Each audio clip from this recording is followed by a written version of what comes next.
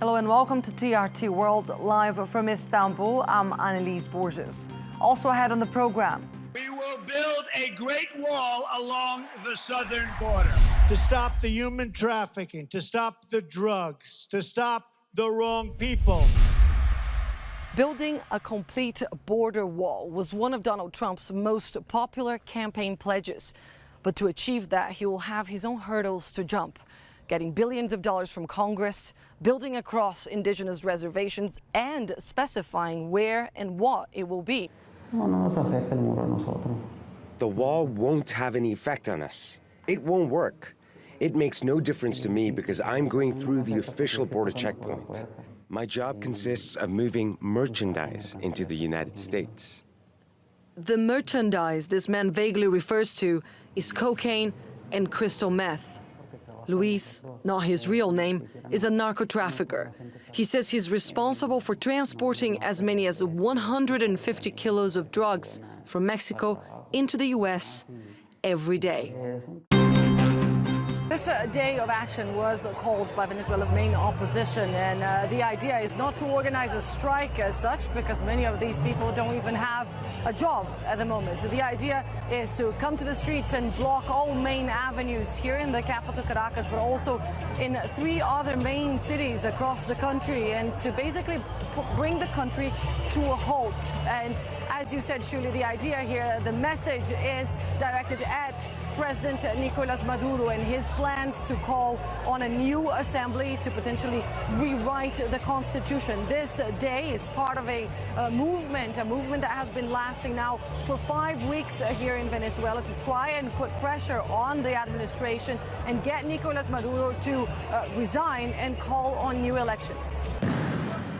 Venezuelan security forces are stretched to the limit. They are being ordered to stand against their own people, while they themselves face some of the problems that have brought protesters onto the streets.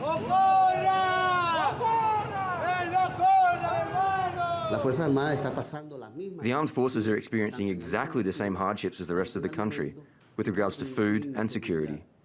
President Maduro has gone too far. To say the armed forces are unanimously supporting this madness of constructing a new social pact through a new constitution, no, that's simply not accurate.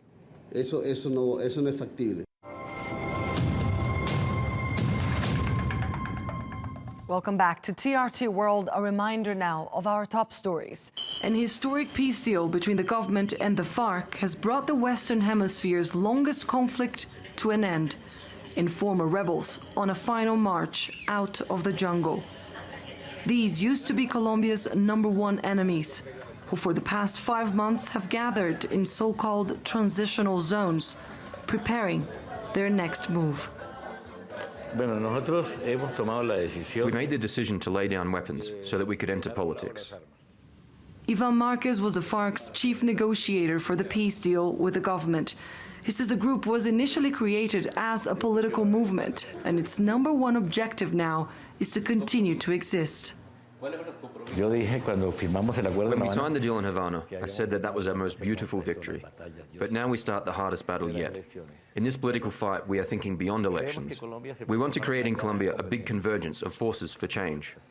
Thousands of former rebels remain in camps like this one, waiting to transition. In theory, once the FARC deliver their weapons, these people will be free to start a new life. However, no one here is quite sure what that life will be like.